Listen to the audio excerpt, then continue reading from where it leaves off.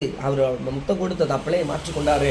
அதே போல உங்களையும் அவருடைய பிள்ளையாக மாற்றிக்கொள்ள அவர் எப்போதும் ஆயத்தமாக இருக்குது. அதனால அப்பா வீட்டுக்கு போறோன்னு ஒரு புத்தி உள்ள மகனா போனானே, அதை போல நீங்களும் அடிக்கடி விழுந்து போகிற அணுவு இருந்தா எழுந்து திரும்பி போய் தேவ சமூகத்தில் நின்றுங்க. நிறைய பேர் நல்ல கெட்ட வாரனை போல போயிடுறாங்க, ஆனால் திரும்பி வர்றதில்லை. திரும்பி வராதபடி பாவ சேற்றுக்குள்ளேயே பன்றிகளை போல அந்த பன்னியோடு எப்படி நாற்றம் இருக்குமோ அதே போல அவங்களும் பன்றி போல இருந்து விடுறாங்க. பின்வாங்கி போன இதயத்தின் மேல தேவன் என்று பிரியமா இருப்பதில்லை. ஆனால் தன் பாவத்தை அறிக்கிட்டு அந்த பாவத்தை விட்டு மனம் திரும்பும் போது, தன் பாவத்தை உணர்ந்து கொள்ளும் போது தேவன் அவங்களுடைய ஒருவரும் கர்த்தர் தள்ளுவதே இல்லை. தேவஜனமே தேவப்பிள்ளைகளை தன் பாவத்தை என்ன பண்ணுங்க விட்டு மனம் திரும்ப கர்த்தர் விரும்புகிறார். அந்த கெட்டகுமாரனை ஆண்டவர் ஒரு நாளும் தள்ளலை.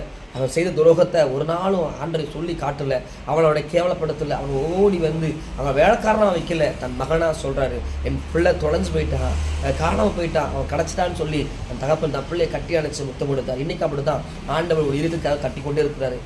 இவனோட இருத்தின் கதவை அவர் தட்டி கொண்டே இருக்கிறார். ஏன் தட்டுறா தெரியுமா? நீ அவரோட பிள்ளையா இருக்கிறபடினாலே அவன் தட்டுறாரு. என் மகனே, என் வெளியே தள்ளிட்டு நீ என்ன பண்ணுற, உலகத்துக்குள்ளே போகிற, நான் உன்னோடு பேசுகிறேன்னு சொல்லி என் ஆண்டவர் தட்டி கொண்டே இருக்கிறாரு. இந்த செய்தி கேட்டுக்கொண்டு இருக்கிற யாராவனா இருக்கலாம், பின்வாங்கி போன ஒரு நிலைமையில் இயேசு விட்டு தூரம் போன நிலைமையில் இருக்கலாம். ஆனால் இல்லைங்க, என் ஆண்டவர் உங்களை நேசிக்கிறாரு.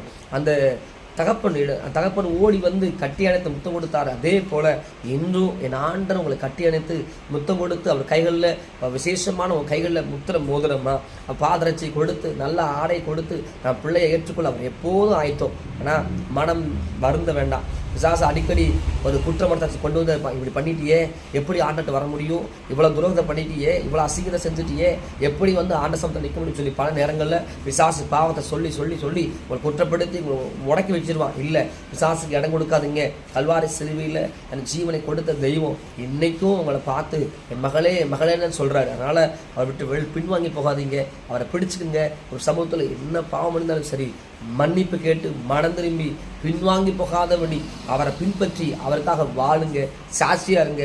அப்பா பிதாவே என்று கூப்பிடுகிற புத்தி சோகத்தை கொடுத்துருக்காரு. யாருக்கும் கிடைக்காத ஒரு பாக்கியம். தேவ ஜனமே தேவ பிள்ளைகளை ஒரு சில நேரங்களில் நம்ம செய்கிற ஒரு சில காரியம் அவர் துக்கப்படுத்திடலாம். நான் வயசுன்னு சொல்லுகிற அவர் மனசை கஷ்டப்படுத்தாமல் உங்கள் இதயத்தை கர்த்தருக்குன்னு திருப்புங்க.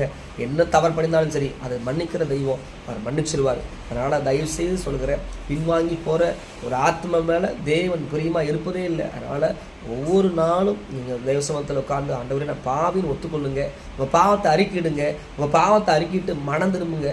ஒவ்வொரு நாளும் தேவ சமூகத்தில் நம்ம பேசுகிற கரெக்டாக, நம்ம செயல்படுறது கரெக்டாக, எல்லாத்தையும் என்ன பண்ணுங்க ஆண்ட சமூகத்தை அறிக்கிட்டு தேவனுக்கு பிரியமாக வாழ்ந்து சாட்சியாக இருங்க. தேவ நாமத்தை என்ன பண்ணுங்க மகிமைப்படுத்துங்க. God bless you.